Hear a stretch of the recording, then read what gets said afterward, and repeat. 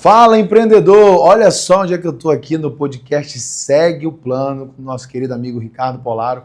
E nesse episódio nós falamos sobre a epidemia de falência de empresas no nosso país. Tá sensacional, repleto de dicas importantes para você aplicar aí na sua empresa. Então vem comigo e segue o plano.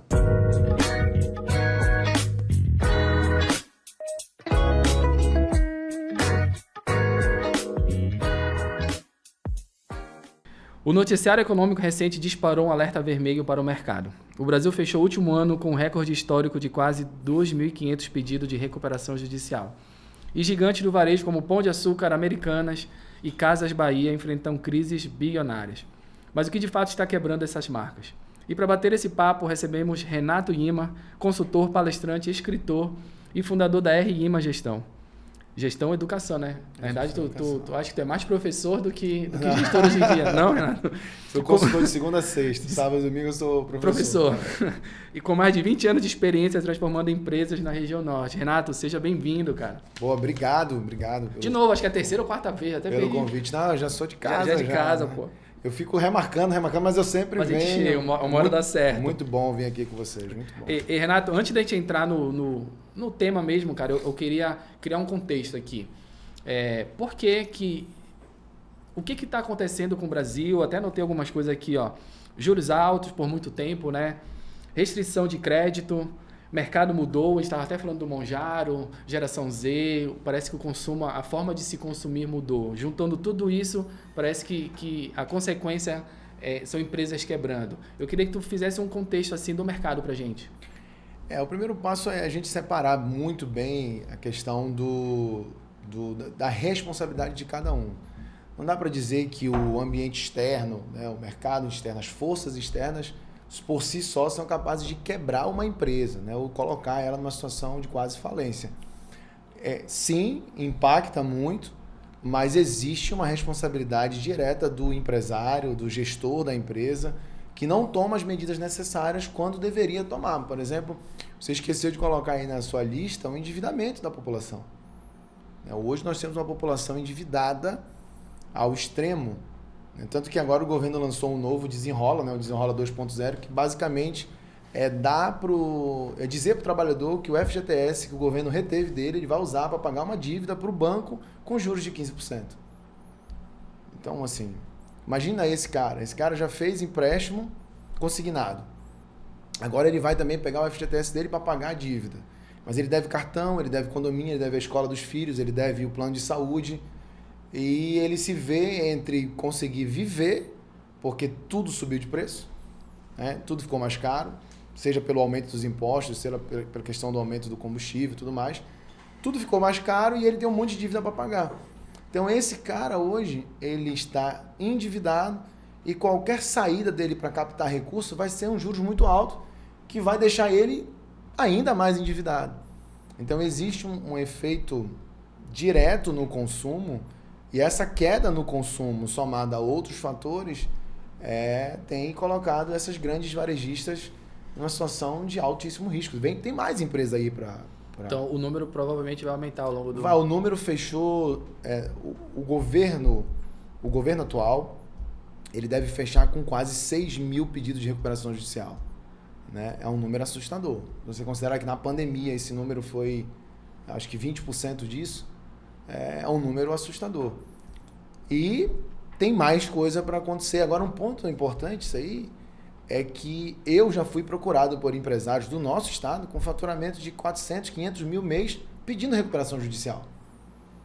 Isso pouca gente comenta. Existem muitos pequenos e médios empresários recorrendo à recuperação judicial para tentar manter o negócio de pé. Não é só o grande empresário.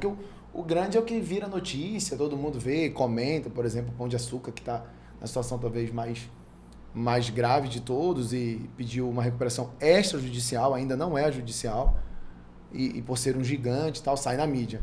Mas tem muito cara de 500 mil, 1 milhão mês em recuperação judicial. É uma ferramenta interessante, né? Mas antes da gente entrar, eu quero botar só mais um adendo aqui. E não precisa nem ser empresas que geram lucro. Tipo, o próprio Clube, o Paysandu, entrou com um pedido de recuperação, né? Para poder manter o negócio rodando. Mas a gente vai chegar lá. Ó, tu falaste para eu botar mais um ponto aqui. Endividamento, juros altos, restrição, mercado. Sobre endividamento, o que eu fiquei pensando aqui? Querendo ou não, o governo ele incentiva muito o consumo. Não é? Sim.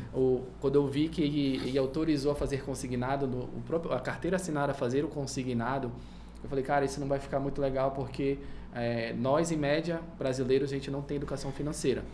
Então, vou te dar um exemplo. Eu tenho uma funcionária que ela recebe aí R$ 1.700, fez um pedido de empréstimo consignado e já desconta aqui R$ 400 por mês dela, alguma coisa nesse sentido.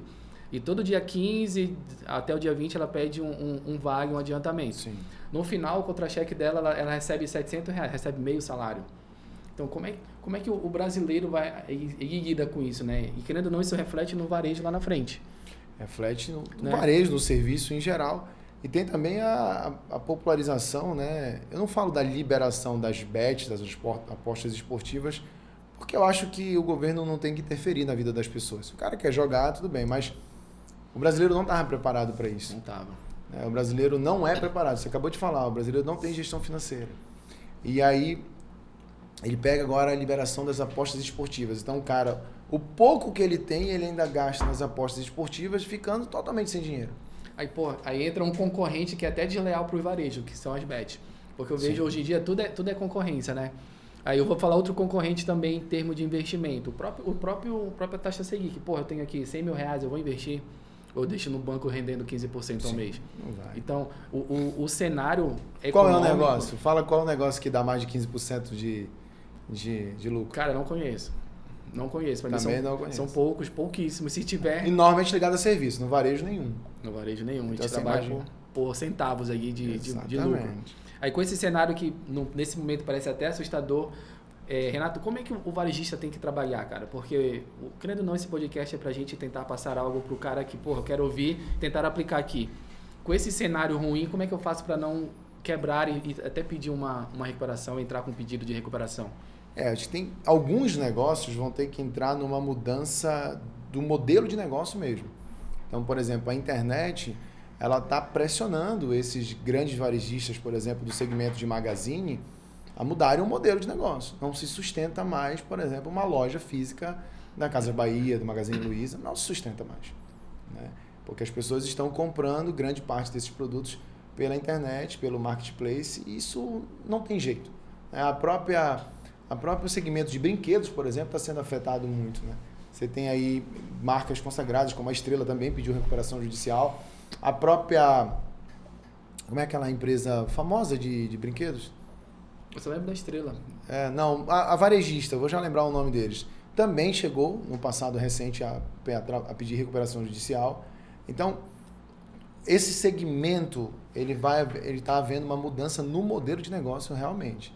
Talvez as lojas físicas, essas lojas físicas de grande porte, elas não são mais viáveis realmente e você vai ter que... Então tu achas assim que a empresa que não adaptar, não nem digo nem mudar, né, mas se adaptar porque o mercado é dinâmico, ela realmente corre um sério risco de quebrar vendendo? Eu lembro muito dessa tua frase, tem empresa que quebra vendendo, corre esse risco se não adaptar o modelo? Isso está chegando até no interior, por exemplo, existe uma grande rede muito famosa chamada Armazém Paraíba, né?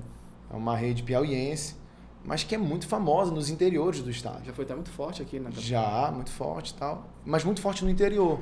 E por que é muito forte no interior? Porque demorava demais para uma encomenda da internet chegar numa cidade mais distante, mais afastada. Hoje, isso está mudando. Você já tem entregas do Mercado Livre em cidades como Marabá, Santarém, em 72 horas. Então, imagina quando isso chegar a 48 horas, ou até mesmo 24 horas, dependendo do local. No interior, o impacto vai ser o mesmo. Porque aquele cara no interior que antigamente não tinha internet, não tinha computador, ele está com o celular na mão. E ele vai fazer a cotação, porque ele está vendo no Instagram, ele está vendo no YouTube, e ele vai cotar, e ele vai ver que é mais barato. E vai. Talvez a esperança seja o fim da guerra tributária aí, com a reforma tributária. Talvez fique mais competitivo, independente de onde esteja o CD. Mas que a internet vai mudar estruturalmente muitos negócios, isso já está acontecendo. Cara, tu tava falando aí de entrega de frete, eu vejo assim, no final, cara, uma empresa dessa, ela não vende nem produto, ela é uma empresa de logística.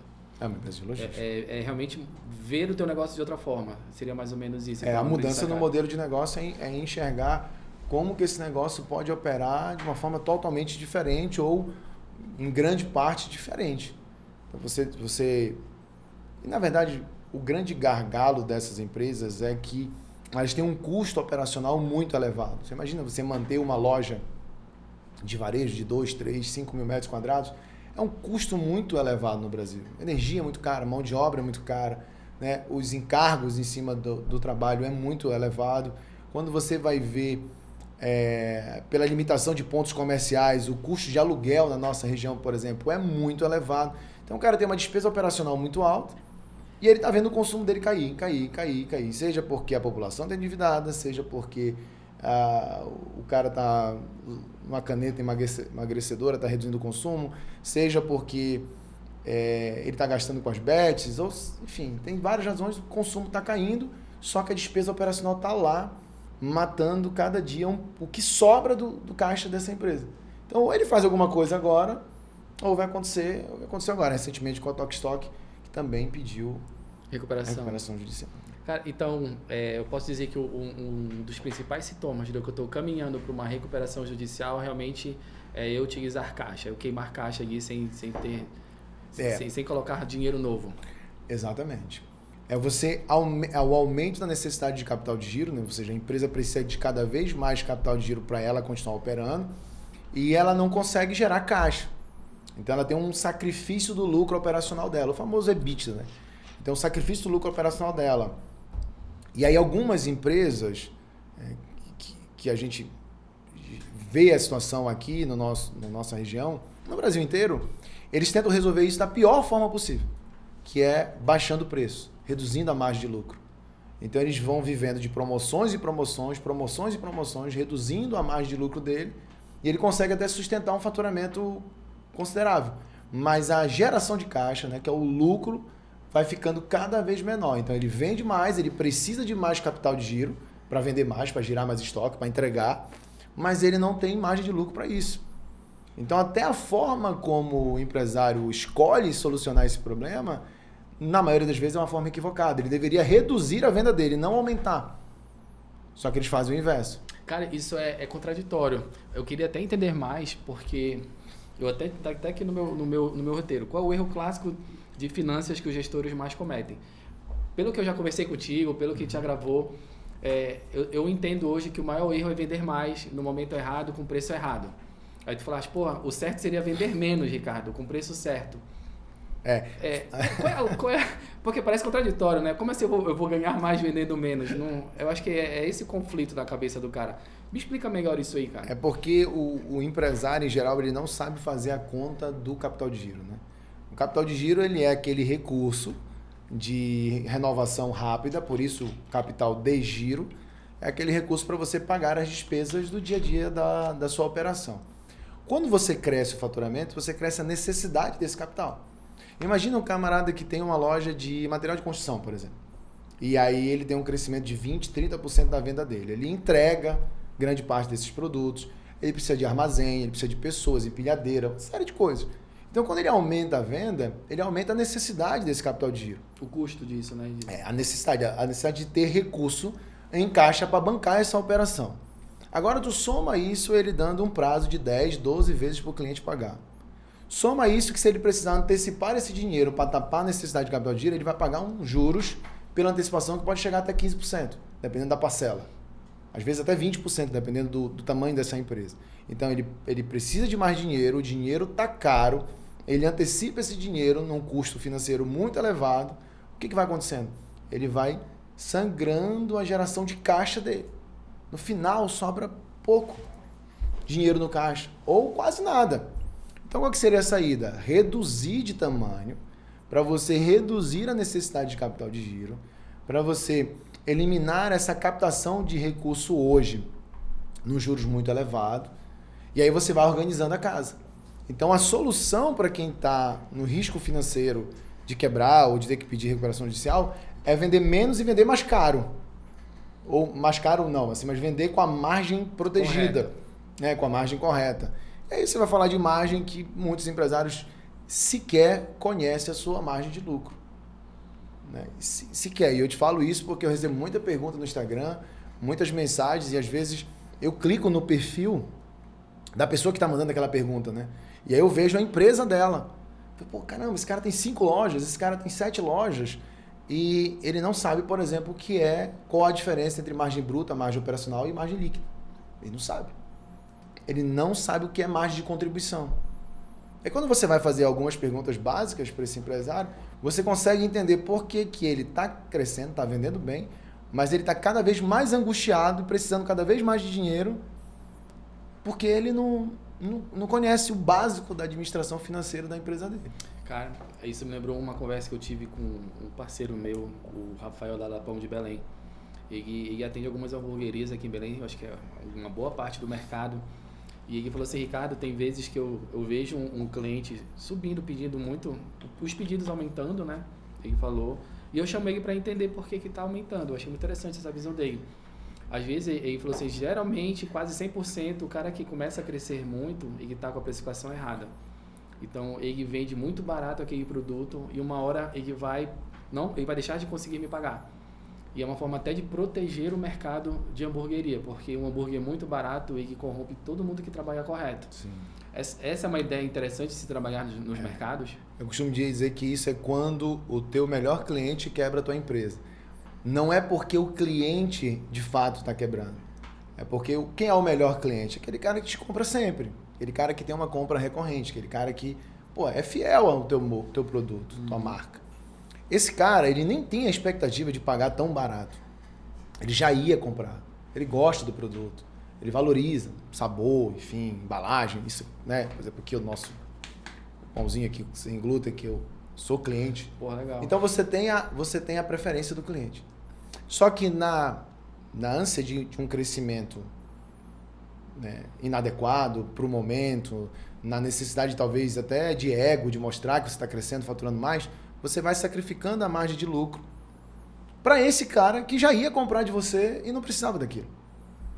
Então, há um ciclo ali prejudicial que quando esse empresário percebe o que está acontecendo, ele já vai perceber normalmente quando ele já não está conseguindo pagar as contas.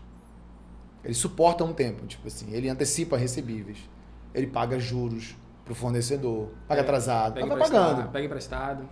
Sabe, paga ali a folha de pagamento no limite, às vezes não paga todo mundo, conversa com alguns, paga um pouco depois, pega emprestado, ele vai girando aquilo ali. Só que quando ele está próximo de colapsar, né, que é quando a necessidade de capital de giro dele é muito superior à geração de caixa, tem um caixa negativo, aí que ele acorda e diz assim, puxa, eu caí numa ilusão. Eu vim crescendo a minha venda, mas na verdade eu não tenho saída nenhuma. No meu livro, no primeiro livro, eu conto uma história de um empresário daqui da nossa região, que ele me procurou na época para fazer um trabalho de logística para ele. E a gente fazia projetos de logística e tudo mais, faz ainda hoje. E eu fui lá fazer o trabalho para ele. E fiz um trabalho de um centro de distribuição novo. A gente tem investimentos em porta-partes, em empilhadeiras, em equipamentos de radiofrequência. Um projeto muito bem elaborado. Quando eu fui apresentar, eu achei estranho que ele botou todos os gerentes dele na apresentação. Eu esperava o gerente de logística, talvez o gerente financeiro, não esperava o gerente de RH, o gerente comercial, né? Enfim, o contador, não esperava. E aí quando eu terminei de apresentar aquela proposta e tal, ele falou assim, pô, maravilhosa essa proposta, achei fantástica, mas eu trouxe todo mundo aqui para eles explicarem como é que nós vamos fazer esse investimento se a parcela do meu carro está atrasada. Porra. Eu falei, como desse aquela engasgada, né? O cara vendia 20 milhões na época. Como é que o cara vende 20 milhões de reais e a parcela do carro dele, que a empresa pagava, estava atrasada?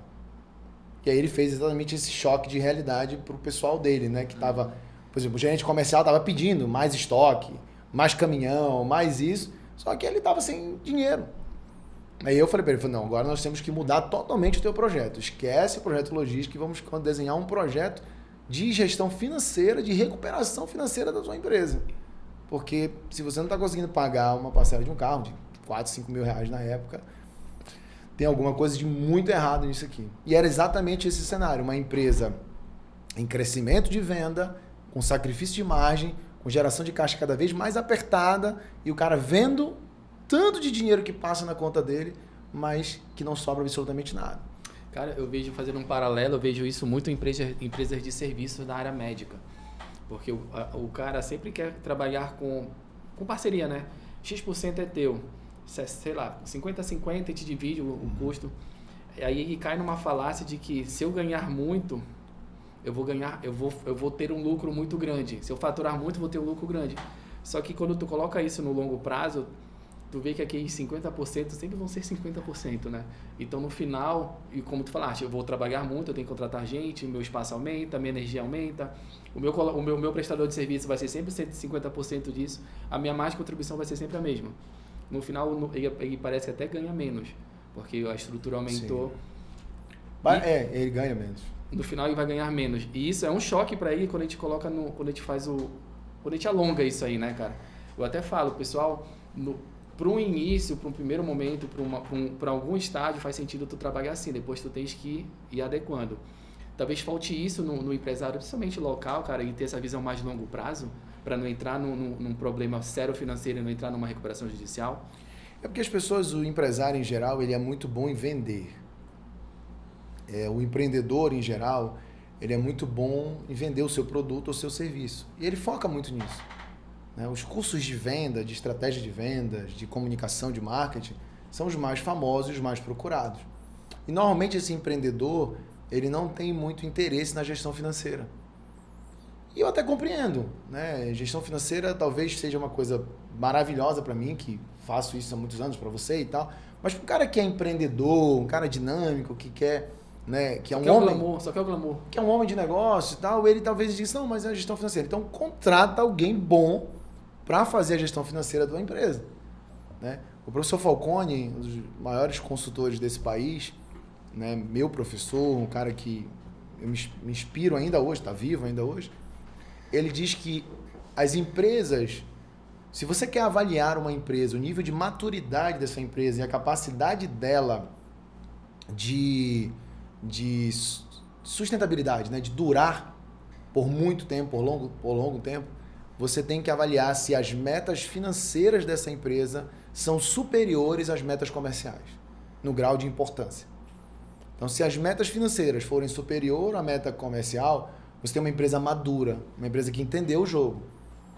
Eu te pergunto honestamente, qual empresa você conhece que a meta financeira ela é superior no grau de importância à meta de venda? Cara, não, assim, do nosso banco de dados, não conheço. Eu até tento colocar esse conceito que eu falo assim, cara, toda empresa, o que tu faz é a tua empresa gerar dinheiro. Eu tento colocar na cabeça dos clientes. Talvez a pessoa que esteja assistindo agora, o cara que é empresário, ele está pensando assim, puta, minha empresa é assim. Eu só quero saber se eu vou vender, se eu vou bater a meta de venda. Você vê, as empresas até divulgam, né? Meta batida, o funcionário comemorando, vibrando, todo mundo feliz. Aí eu digo assim, tá todo mundo feliz. O funcionário, o cliente, o fornecedor, só não o dono. O dono sai. Sabe aquelas gravações de Instagram que o cara tá gravando aqui, feliz, sorrindo, e quando para ele tá depressivo? Cheio de empresários desse jeito. O cara tá lá vibrando na internet que ele bateu uma meta de venda e quando ele entra na sala dele, ele entra em depressão porque tá cheio de boleto atrasado. Não dá conta de pagar. Isso me lembra, para quem é da internet, aquele 6 em 7. Eu ouvi falar? Faturar 6 dígitos em uma semana, 7 né? dias. É. Vou faturei 100 mil. Pô, mas tu gastaste quanto para faturar 100 mil? Gastaste 99 mil, aí não adianta de nada. Aí essa história, o cara, faturei, vai desliga, porra. Quando ele desliga, sobrou ele diz, R$500 na conta. Tô indo pra casa, não vou ter um dinheiro para ir jantar com a minha esposa porque não tem. Aí no final, aí eu lembro da primeira vez que a gente gravou, no final tudo é ego. Faturamento normalmente é vaidade mesmo, é o ego, né? E principalmente a comparação, né? O grande problema do empresário que se compara é porque ele não conhece a realidade do outro. Quer um pouco de café, né? Quero. Ele não conhece a realidade do outro. E por não conhecer a realidade do outro, ele acaba indo em direção, perseguindo o objetivo errado, né? Quando você persegue o objetivo errado... Porque assim, quando você persegue um objetivo, você vai alcançar. Isso é muito importante. Né? Quem está assistindo vê isso, né? Quando você põe foco, põe energia e busca um objetivo, você vai alcançar. Por isso que você tem que ter muito cuidado em qual é esse objetivo. Porque se você errar no objetivo, você vai acelerar em direção ao abismo. Então você chegou, mas você chegou num abismo. Então tem muito empresário que está acelerando em direção ao abismo, porque ele não alinhou o objetivo certo. Pô, aí você deve pensar, mas qual é o objetivo certo? Na minha visão, fazendo o que eu faço, ajudando empresas há mais de 20 anos, grandes empresas, pequenas, médias, grandes empresas, inclusive em recuperação, nós somos especialistas em recuperação. Eu já ia te perguntar se tu consegue, se tu tem experiência, se algum cliente teu já entrou, já te chamaram. Eu queria entrar agora um pouco no Pois é, aí eu digo isso pro cara, alinhe o objetivo. Qual é o objetivo? O objetivo é que a sua empresa dure. Para ela durar, ela precisa ser lucrativa. Porque é o lucro que alimenta o caixa da empresa, é o lucro que alimenta os investimentos, é o lucro que alimenta a modernização, a atualização, a inovação. Né? É o lucro que vai alimentar, inclusive, os investimentos em gestão e governança que você vai precisar fazer para que a sua empresa dure, passe as gerações. Então, você tem que entender que o objetivo principal de um negócio é durar. Só que se você ficar só no durar, você esquece o como. Como que eu vou durar a minha empresa? Como é que ela vai ser sustentável? Se ela for lucrativa. Se ela for lucrativa. E aí está a sacada. A empresa ela não é lucrativa porque ela vende muito. Ela é lucrativa porque ela é eficiente. Porque sobra mais. Porque ela é eficiente. Tanto que a fórmula da produtividade é lucro dividido pelo faturamento. Vezes 100, né? Percentual. Então, se eu quero avaliar a produtividade, a eficiência do negócio, é o lucro financeiro dividido por quanto faturou. Quando você faz essa conta, na maioria dos varejistas e indústrias do nosso país, especialmente da região norte, você vai ver que a curva de crescimento de faturamento é acompanhada de uma curva decrescente de produtividade, de geração de lucro e, consequentemente, de geração de caixa. Pô, mas nesse raciocínio dá a ideia de que eu tenho um momento ótimo numa empresa. Se eu crescer mais do que isso, eu começo a perder dinheiro? Seria esse o raciocínio? Se crescer da forma errada, sim. Se esse crescimento ele for reduzindo margem, por exemplo, se esse crescimento for gerando condição para o cliente que não deveria gerar, então, tipo prazo, parcelamento, financiamento sem juros. Se esse crescimento for suportando uma inadimplência, vendendo para o cliente errado, o cliente que não vai pagar.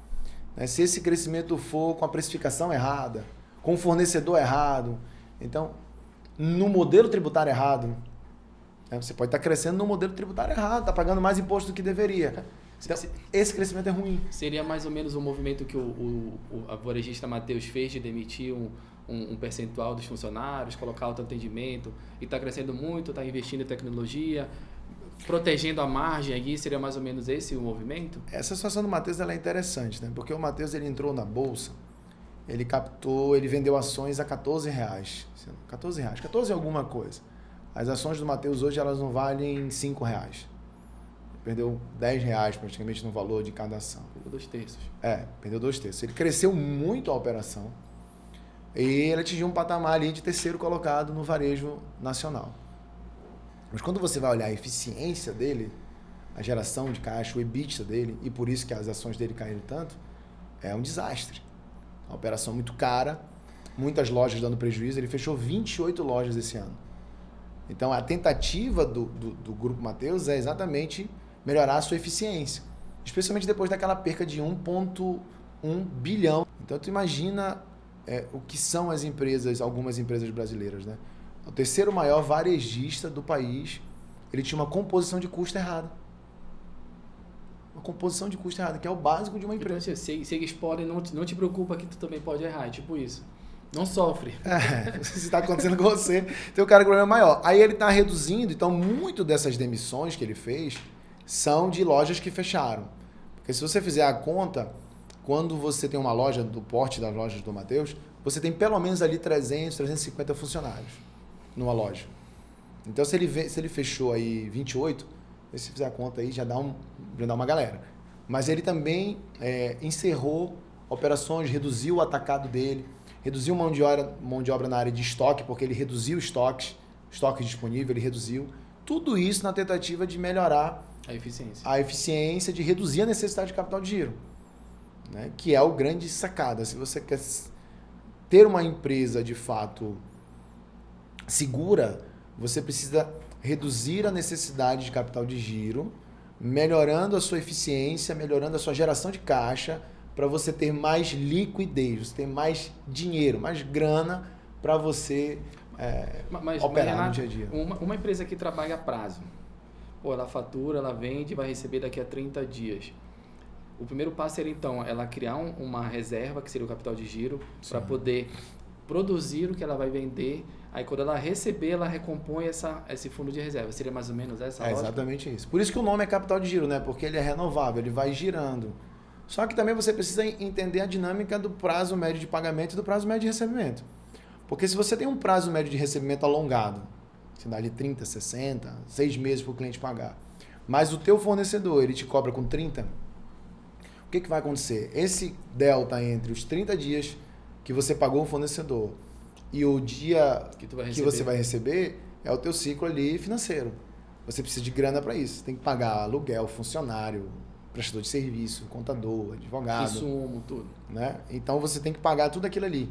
Quanto menor é esse prazo dos teus credores e maior é o prazo que está para o cliente, maior é essa necessidade. Então se você crescer, isso vai precisar cada vez mais. O correto é, faz uma reserva e avalia se você vai utilizar essa reserva para dar prazo para o cliente, uma parte, para, de repente, financiar os teus fornecedores, né? Girar os teus fornecedores, comprando à vista ali, negociando descontos, né? Ou se você vai realmente deixar essa reserva para ela manter as despesas operacionais do negócio e vai ter um crescimento um pouco mais lento, mas mais seguro. O que eu aconselho como consultor? Busque esse crescimento mais lento, gradual, porém consistente. O que é o crescimento consistente? Eu estou crescendo a minha venda, eu estou crescendo a minha reserva de caixa. Então eu vou sempre acompanhando aquilo ali. A minha reserva de caixa é a minha venda. Então, na prática, assim, em janeiro eu tinha 5 mil guardados, assim, em março eu tiver 6 mil, então é sinal que eu estou... Aí tem uma regrinha. Então, por exemplo, se você é um pequeno varejo, você precisa ter entre 90 e 120 dias de reserva de caixa. Mas se você é um cara de serviço, por exemplo, contador, consultor, advogado, médico, clínicas médicas, você pode chegar até 12 meses ou 18 meses de reserva de caixa. Deveria ser assim. Porra, 18 meses? 18 meses. De custo da operação guardado. Tu conhece alguém com isso? Nem eu, e olha que eu gosto de número. Aí eu te pergunto, tu tem 18 meses de reserva? Tenho mais. Puta, velho, não, se aí não tivesse, estava tudo errado. Tenho mais. Pra você ter uma ideia, eu tinha um sonho de ter um carro. Eu tô impressionado, cara. Não, 18 meses de reserva 18 meses de despesa fixa em caixa, né? Então, se a despesa fixa... Porque a despesa fixa do serviço ela é baixa. O maior peso da despesa fixa normalmente é o dono, né? São os sócios. Mas se você pegar a despesa fixa, em torno de 18 meses. Por quê? Porque, Ricardo, é a única forma de você não sacrificar o seu produto ou o seu serviço. É a única forma. Até porque o mercado tem soluços, né? Exatamente. Então o mercado ele vai oscilar. Se você não é um cara preparado financeiramente, você vai começar a aceitar proposta, enviar proposta, que a tua proposta, sei lá, ela é 10. E ela é 10 porque você entrega 10. Só que aí o cara te oferece 5, 6. Pô, não vale 6, vale 10. Só que se tu não tem a reserva de caixa e tu olha no para-brisa do carro e tu vê que daqui a uma semana, 2 semanas tu tem um boleto para pagar, tu tem um funcionário para pagar, uma equipe para pagar, o que você vai fazer? Você vai aceitar esse de 5. Só que você já se comprometeu nessa de 5. Você vai ter que entregar essa de 5 pro cara aqui. E aí melhorou um pouquinho, o mercado melhorou, todo mundo sabe que você faz um puta trabalho. Vem um cliente que quer te remunerar 12. Tu tá amarrado num cara de 5. Então a única forma de você não fazer qualquer negócio é tendo liquidez, né? Tendo reserva de caixa. Evidentemente o dinheiro não tem que estar parado, tem que estar aplicado, mas você tem que ter uma reserva ali que te dê segurança, até mesmo para algumas coisas que podem acontecer. Cara, eu tô pensando aqui que eu ia te perguntar agora sobre o que é a recuperação judicial, para tu explicar qual é esse instrumento, se tu já participou, mas eu acho assim que o principal motivo da gente chegar nesse momento, uma empresa com dificuldade financeira, de pagar... realmente é muito cultural, né, cara? Porque a gente não tem o hábito no cultura, a gente não conversa de guardar dinheiro, né? De se planejar, porque no final tudo é planejamento. Olha, Eu posso até começar por necessidade, como 99% dos empresários do Brasil começam. Mas custa eu tirar 10% todo mês e ficar guardando isso ao longo do prazo, do tempo? Ontem eu vi um vídeo no Instagram, um meme, né, uma piada, o camarada abastecendo um carro, assim, uma caminhonete, aí ele escreveu assim: quem nunca pegou um Pronamp para comprar uma caminhonete? Eu vi, cara, eu ri, mas eu achei um absurdo. É tipo, sabe, eu ri com carinho, alguma coisa assim, né? Eu achei um absurdo, cara. Imagina, o governo tá numa nova leva de Pronamp aí, né? Que até aumentou, tá para 500 mil agora. Pois é, tá uma nova leva. Só que você que está atrás do Pronamp, preste atenção. O Pronamp é pós-fixado. Taxa de juros é pós-fixado. Então teve uma galera que fez Pronamp na época do governo anterior, que estava com a Selic ali 4, depois foi para 6, e esse Pronamp corrigiu para 15, 14,75, que foi a Selic. Então você capta um recurso agora aqui, você já está captando ele caro. Se a taxa de juros for mantida, se não houver uma queda da taxa de juros, você vai ter um endividamento, pode estar alongado como for, numa taxa de juros impagável. Impagável, porque o que é 15 na verdade é 20. Ela é impagável, porque os negócios não remuneram isso. Não remuneram. E aí o camarada ele tá pegando. Só que aí qual é o detalhe? Ele vai pegar o Pronamp, não para investir, não para crescer. Ele vai pegar para quê? Para pagar dívida. Ou para comprar um carro. Ou para comprar a caminhonete dele. O que vai acontecer? Ele não vai crescer o faturamento, só que daqui a 2, 3 meses, 6 meses, ou até no mês seguinte, dependendo de como foi feito o acordo com o banco, vai entrar a parcela da amortização do empréstimo, do Pronamp, com juros. Como é que ele vai pagar? E no final, muitas das vezes, ele troca até um débito que está um juros mais baixo do que a do... Aí o cara diz assim, não, mas então eu vou pegar e eu vou investir para crescer. O teu mercado está crescendo? O consumo do teu mercado está crescendo? O teu cliente está com dinheiro? Os teus fornecedores estão bem? Estão te dando condição? Essa oscilação de mercado aí, guerra no Irã, combustível, está afetando o teu mercado? Poxa, Ricardo, Renato, está afetando o meu mercado. Então não é o momento de crescer, pô. E é o momento de quê? É o momento... organizar a casa. Não vende mais, Exato. Vende certo. Exatamente. Porque aí a gente pode voltar lá naquele ponto da meta financeira. Você, empresário, você tem que entender uma coisa. Você não é obrigado a só ter meta de crescimento de vendas. Você pode inverter. Num momento difícil, você inverte a meta. Ao invés de você colocar o foco no crescimento da venda, você coloca o foco no crescimento da geração de caixa, da melhoria da margem de lucro. Você vai performar, você vai gerar resultado dentro daquilo que é viável para esse momento. Entendeu? E Renato, não é o momento de crescer porque o país não está crescendo. Isso é muito real. Vou tirar o exemplo daqui da própria do escritório. No último ano e meio, eu acho, eu mudei um pouco o meu foco. O foco do negócio em si. A gente não está focando mais em crescer por crescer. Eu estou focando muito em sobrar dinheiro no caixa. Aí quando eu olho para o financeiro, muito depois das nossas conversas, do nosso bate-papo aqui, eu comecei a ser mais eficiente nas cobranças dos atrasados. Eu comecei a ver que os atrasados dentro da minha planilha aí começam a aparecer com mais frequência. Antes eu deixava mais de lado e trazia mais cliente, só que nunca sobrava. Agora o resultado operacional está sendo muito mais efetivo. Então, no final, a meta financeira faz muito sentido. E você está mais feliz, né? Tô tranquilo. Inclusive, tu chegaste aqui, eu tava. Olha, eu tô de financeiro aqui. E outra coisa, isso afeta todo o negócio, porque o empresário endividado, a criatividade dele... Zero. A paciência dele, os aspectos da liderança são afetados, a vida dele dentro de casa, com a esposa, com os filhos, né? O próprio atendimento, às vezes, de um cliente é comprometido porque ele está endividado. Então, o que você tem que pensar? No momento de escassez, no momento de retração econômica, você olha para dentro do financeiro da empresa, ajusta as margens, melhora a precificação, corta gastos. Né? Demite clientes, é interessante? Demite clientes que não valorizam o teu produto, o teu serviço, clientes que querem prazo. Né? Até tem uma análise interessante. Né? Existe o cliente gerador de volume, existe o cliente gerador de caixa, né, que me dá margem, tem um cara que me dá volume, tem um cara que me dá margem. E existe o cliente gerador de fluxo, de volume e de margem, né, que é o cliente ideal. E existe o cliente duvidoso, aquele cliente que não me dá volume e também não me dá margem. O que as empresas normalmente fazem? Elas vão no cliente que dá volume. Elas vão no cliente que dá volume, sem considerar que ao atender esse cara que dá volume, mas não me dá margem, eu estou aumentando a minha necessidade de capital de giro. Então, se eu estou apertado, né, se eu estou sem capital de giro, precisando cada vez mais de recursos, se eu estou com uma linha aí de empréstimos, algum tempo para pagar, qual é o ideal? Foca no cliente que te dá volume e caixa. Ou, se não tem isso, se o teu mercado é um mercado muito difícil de ter um cara que te dá volume e que te dá margem, foca no cara que te dá margem. Aí, ao focar no cara que te dá margem, você vai reduzir faturamento. Só que ao reduzir faturamento, você reduz a necessidade de capital de giro, você abre espaço para oportunidade de redução de custos, corte de gastos e por aí vai.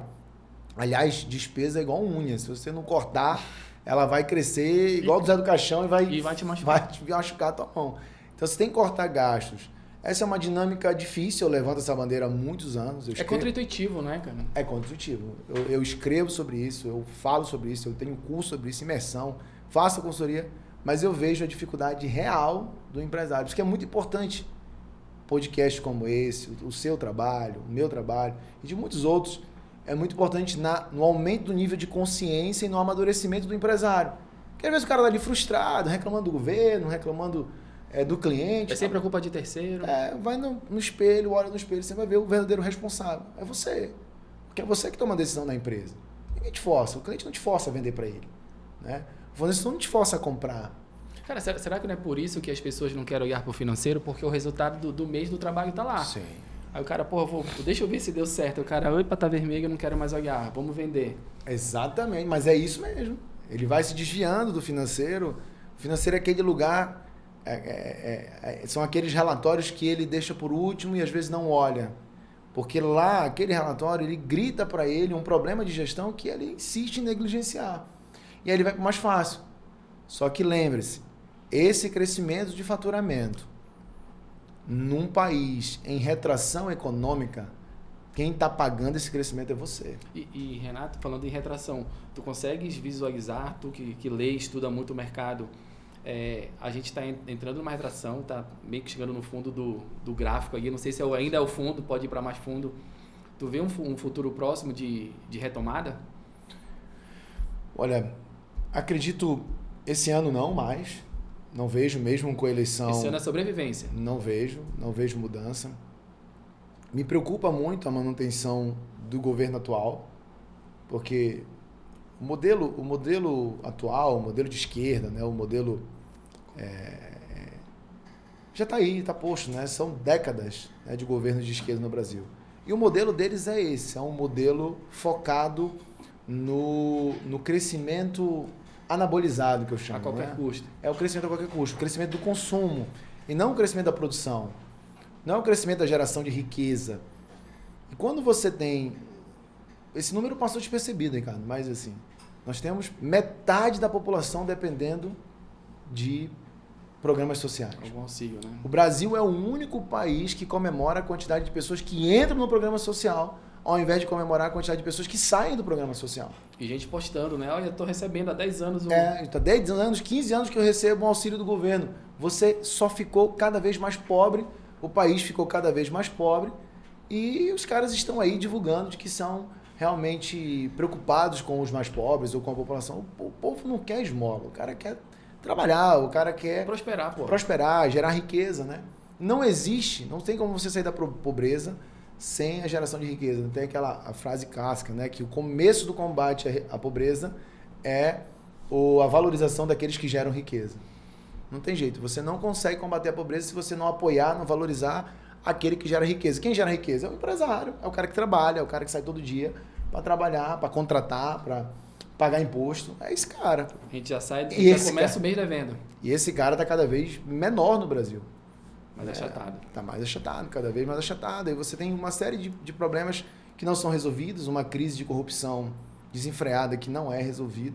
Então, não tenho muita expectativa. Mas talvez numa mudança de governo, um governo mais conservador, um governo de direita, que olhe mais para o aspecto econômico e que esteja disposto a tomar decisões não muito populares, de cortar gastos, de realmente reduzir impostos, cortar gastos. É fazer tudo aquilo que a gente está falando aqui ao longo do podcast, né? Olhar para o financeiro, ver onde é que tem que cortar. Exatamente. Só que é muito difícil. Você imagina, se nós estamos falando que um empresário que o dinheiro é dele, a empresa é dele, e ele que trabalhou para gerar aquele recurso. E já não faz? Ele não faz.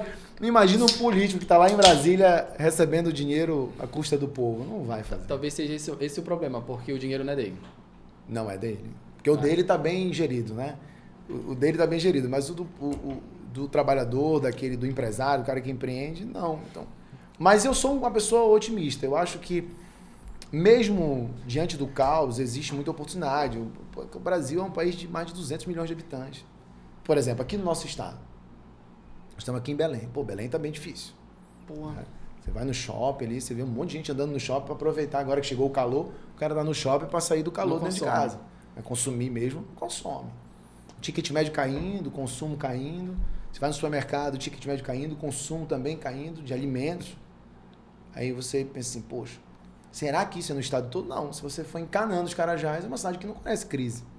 Nível de emprego alto, salário alto, empresários crescendo, prosperando. Canaã, Redenção, Xinguara, Santarém. O dinheiro tá para lá, então. Então existe um dinheiro em regiões, e o Brasil todo é assim.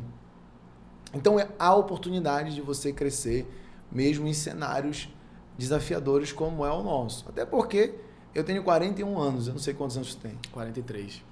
Pois não parece que a gente tem 41 Que bom e 43 anos, né?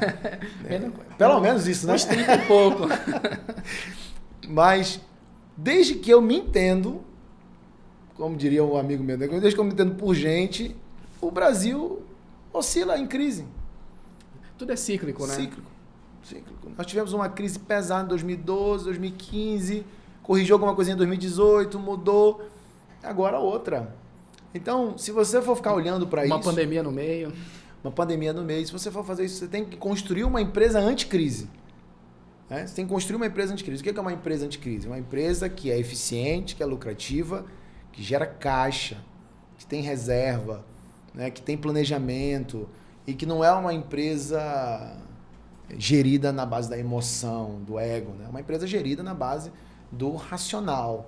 Tem muito amor, tem muita paixão? Tem. Mas é preciso ter dinheiro. Não tem empresa que não tem paixão que se sustente sem dinheiro, né? Não tem. Você precisa ter dinheiro.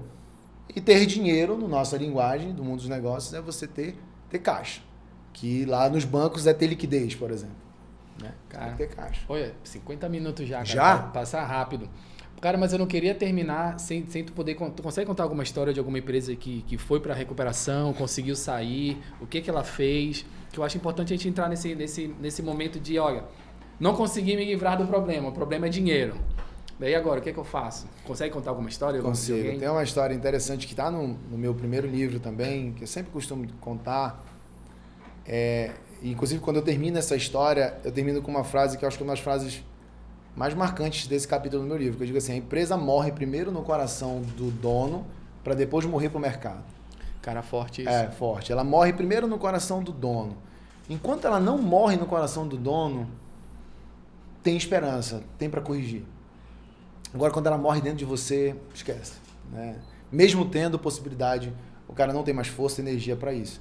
E tem um caso de um empresário, do varejo também aqui, de produtos eletrônicos, que ele me procurou, naquela crise do governo Dilma, ele tinha acho que 14 lojas, 15 lojas. E completamente em colapso financeiro. Né? Solvência mesmo, dava para fechar. E aí eu fui conhecer a história dele, conversar e percebi que ele era um cara que tinha tinha um patrimônio muito bom. Então tinha apartamentos, tinha pontos comerciais, já estava com a idade já avançando um pouquinho, os filhos criados. Eu olhei para ele e falei assim, cara, você quer mesmo recuperar essa empresa? Porque você não precisa disso. Vamos... Só ajustar para não dar maior prejuízo. Vamos ajustar, vamos pedir uma recuperação judicial e a gente vai renegociando os fornecedores, faz uma queima de estoque aqui pesada, apura dinheiro, aí você vai alugando os pontos, né? E você vai viver do seu aluguel, passando essa fase aí, pagando, tá tudo certo. Aí ele falou assim, não, Renato, eu não posso fechar essa empresa. Porque essa empresa, ela é a minha vida, ela tem um propósito nela, tem pessoas que trabalham comigo há 20 anos, 25 anos, eu não posso fechar essa empresa. Eu amo essa empresa. Os meus erros não podem me fazer desistir da minha empresa. Eu tenho que corrigir. Eu falei, olha, vai ser doloroso. Nós fechamos 11 lojas. 11 lojas nós fechamos.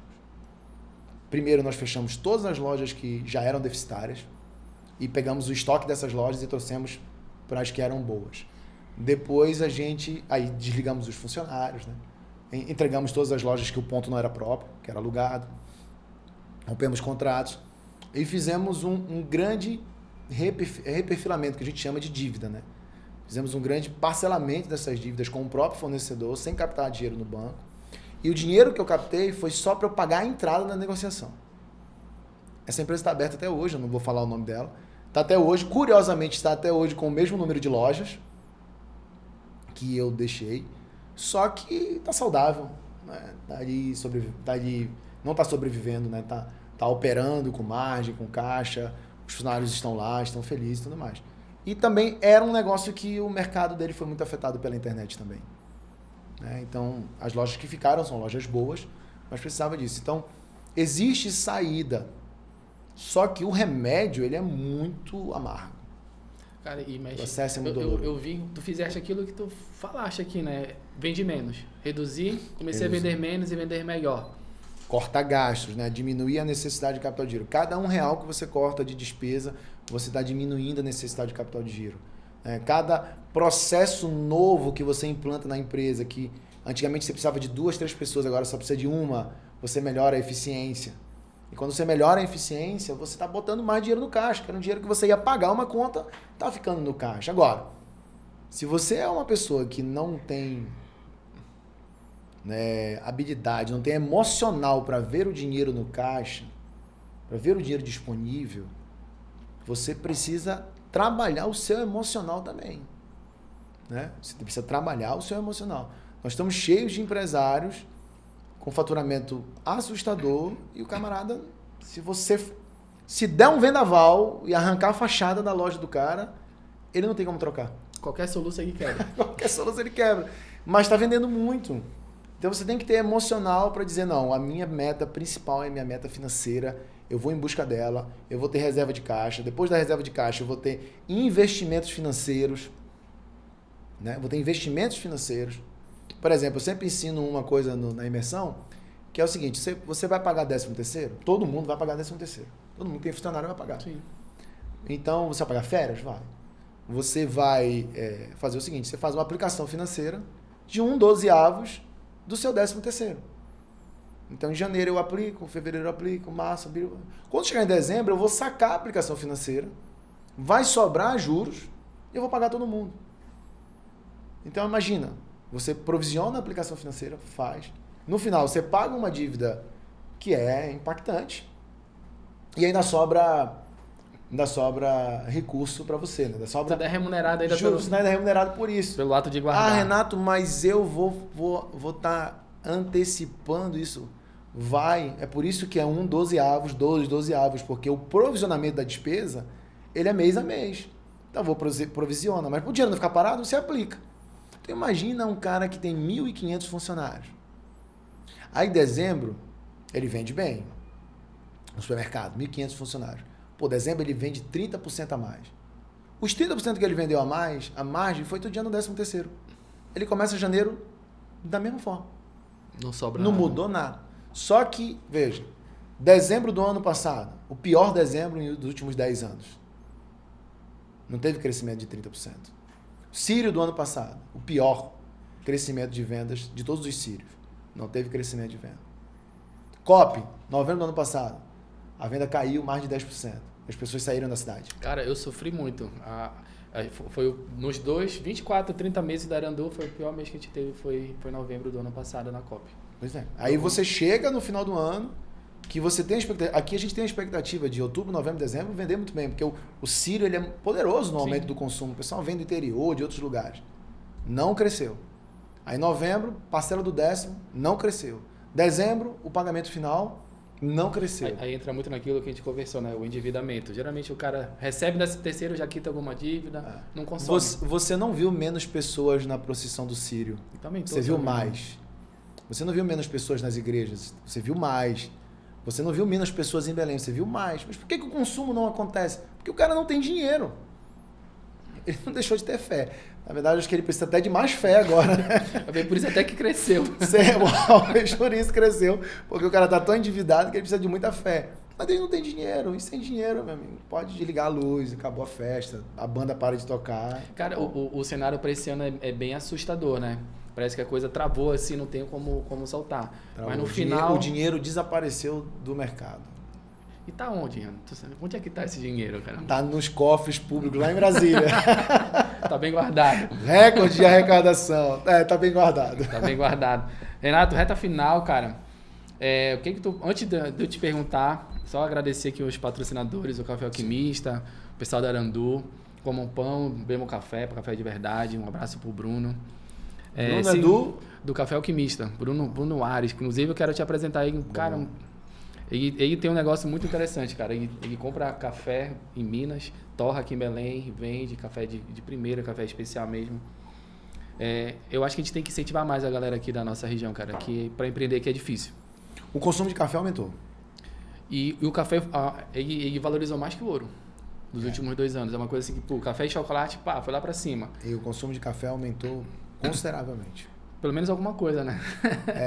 Pelo menos em algo. O pessoal talvez tá precisando ficar mais tempo acordado. Trabalhar um pouquinho mais, produzir mais eficiência. É pré-treino também, né? O melhor pré-treino que existe é o café preto. Só o café. Não tem que comprar essas coisas. Antes de a gente terminar, cara, o que tu fala alguma coisa pro cara que tá sofrendo, tá pensando numa recuperação, tá pensando em fechar as portas. Dá um recado pra ele aí, cara. Bom, o que eu tenho para dizer para você que está em dificuldade financeira é, primeiro, que tem solução. Sempre tem, né? Sempre tem solução. Só que a solução, ela é dolorosa. A solução, ela é amarga. Você precisa ter muita coragem, muita força de vontade. Mas, principalmente, você precisa parar de negar a realidade. Tem a frase lá acho que é do Renato Russo ou do Cazuza, não sei. Mas que mentir para si mesmo é sempre a pior mentira. Você que é músico, depois você me diz de quem é essa frase. Vou pesquisar aqui, mas eu acho que é do Renato Russo. Do Renato Russo. Mentir para si mesmo é sempre a pior mentira. Então você tem que parar de mentir para você mesmo. A empresa não vai bem, a empresa está atrasando pagamentos, está pagando juros, está antecipando recebíveis. Olha só, antecipar recebível não é normal. Se você está antecipando e pagando juros altos por isso, é porque você está sem capital de giro. A empresa está com inadimplência alta, a empresa está precisando dar muito desconto para vender. A empresa está com índice de rotatividade alto, funcionários pedindo demissão, horas extras, enfim. Tem muito dinheiro sendo perdido na ineficiência. Você tem que encarar isso, enfrentar isso. Né? E aonde vão estar essas informações? No seu relatório de fluxo de caixa e no seu resultado do mês, que é a DRE e o DFC. Tudo começa por lá. Tudo começa pelo DFC, demonstrativo de fluxo de caixa, previsto e realizado. E o demonstrativo de resultado do mês, do exercício. Gerencial mesmo. Começa com gerencial e vai tomando decisões de corte de gasto, correção de margem de lucro, de melhoria de processos para você ter uma eficiência melhor. Isso vai te fazer vender menos por um tempo. E é bom que seja assim. Porque você reduz a necessidade de capital de giro. Ao reduzir a necessidade de capital de giro, você precisa pegar menos recursos, pagar menos juros, diminui ali aquele aperto por aquela venda do dia e você passa a fazer negócios melhores e, em paralelo, enquanto você salva o caixa da empresa, em paralelo, você vai rever a sua estratégia, o seu posicionamento de mercado, né, como que o cliente está te enxergando, se existe oportunidade de outros clientes que você não está enxergando, porque assim como tem clientes seus que estão sem dinheiro, tem outros clientes, outros públicos que o cara tem dinheiro, ele pode consumir, ele vai valorizar o teu produto. Mas isso só dá para pensar em estratégia quando a casa está organizada, quando as contas estão em dia e quando a empresa saiu desse buraco. É possível recuperar uma empresa sem pedir recuperação judicial, que na verdade é só uma proteção jurídica para você negociar as dívidas. Faz isso antes, que aí você só tem a ganhar. Inclusive, se tu for pedir depois de feito isso, é até mais fácil tu conseguir, né? Na verdade, você não vai precisar, porque como a inadimplência no Brasil, por exemplo, a inadimplência da pessoa jurídica, ela bateu 78%, um número assustador. Então, as empresas elas estão querendo negociar, elas estão querendo receber. Então, se você tiver um plano de recuperação extrajudicial, por isso que, Pão de Açúcar pediu extrajudicial, se eu não me engano, a Marisa foi extrajudicial, porque as empresas, os bancos, as empresas, em geral, as indústrias, eles estão doidos para negociar. Sem precisar ir para a justiça, sem precisar ter uma despesa muito alta com advogados, né, com tudo. Você consegue resolver antes, né? E aí, quando você resolve extrajudicialmente, você sai com respeito. Entendi. O mercado te respeita isso. Agora, quando você resolver judicialmente, é bem delicado. Enfraquece a tua marca, enfraquece tudo. Bastante. Pô, Renato, legal. Cara, na verdade, a última pergunta. Geralmente as pessoas me perguntam se tu atende só as grandes empresas. Tu atende médias empresas, tua equipe atende. Isso é lenda, isso. Tem um amigo meu, contador, que ele fala isso pra mim. Pô, eu falo, cara, por que você não indicou? Ele fala um problema de um cliente, aí eu falo assim, por que você não indicou a R Lima Consultoria? Ele falou assim, não, porque você não atende empresa pequena. Eu falei, você tá totalmente equivocado. É boato. Não, nós temos na empresa serviços de consultoria para cada... É claro que se você é um microempreendedor, um pequeno empresário, eu mesmo te aconselho a ir para o Sebrae. O Sebrae é o lugar do micro e pequeno empresário. Mas crescer um pouquinho mais, já tem ali uma empresa um pouco maior, média. Mas o que seria crescer um pouquinho mais? Faturamento mensal de quê? 50 mil, 100 mil? Não. Faturamento ali, a partir de 200, 300 mil reais por mês, você já cresceu um pouco mais, já tem mais de 10 funcionários, você já tem uma dinâmica de gestão mais complexa, né? Então, a gente tem produtos, consultoria para esse perfil e, enfim, nós atendemos empresas com faturamento na casa de bilhão já, são os nossos contratos maiores, mas a gente tem estrutura para atender o médio, pequeno, médio empresário. Para quem quer chegar no bilhão, né? Tem estrutura para isso, tem. O que você precisa é compreender que a nossa metodologia de consultoria é uma metodologia focada em resultado financeiro. Né? Isso é interessante. Ela é uma metodologia focada no resultado financeiro do negócio, que pressiona todas as áreas a melhorarem. Porra, isso é interessante. É uma jornada interessante. Geralmente as pessoas focam muito em vender, né? Mas não em organizar o dinheiro, que é o resultado disso aí. Vender não é um problema. Se você parar para pensar assim, se tu parar para pensar no teu negócio, ou outros negócios que tu tens, você vai ver que vender mesmo, se você tiver uma cidade como Belém, não é difícil. Você bate na porta aqui e ali, você fala com as pessoas, você encontra as pessoas, né? Não é tão complexo assim. Difícil é gerir o resultado do negócio. Exatamente. Pô, legal. Renato, por último, falta só o teu Instagram, teu contato, onde a galera te acha, para fazer essa consultoria financeira. Me acha no R Lima Consultor. É o @R Lima Consultor. E também no @Imersão Líderes, que é a nossa imersão para empresários. Nós nem falamos sobre isso, mas nós fizemos a 21ª edição da Imersão Líderes, cara. Cara, 5 isso é muito. anos fazendo isso.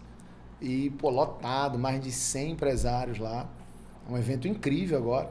Eu vejo que tu até viaja pelo estado, né? Tu leva para outras cidades também. A gente faz os workshops, né? A gente tem um ponto uma base no sul do Pará. Tem uma filial no sul do Pará, temos consultores lá. Já fez em Macapá? E a gente faz. O workshop, sim. A imersão líderes nós fizemos em Marabá e fizemos em Imperatriz, no Maranhão. E hoje nós estamos só aqui em Belém agora. Bora fazer Macapá, pô. Pô, Macapá, a gente tem grandes clientes lá em Macapá, Manaus também. O pessoal me pediu para levar para Manaus. Mas é um evento incrível. E é uma porta de entrada para o pequeno, médio empresário vir com a gente, aprender gestão.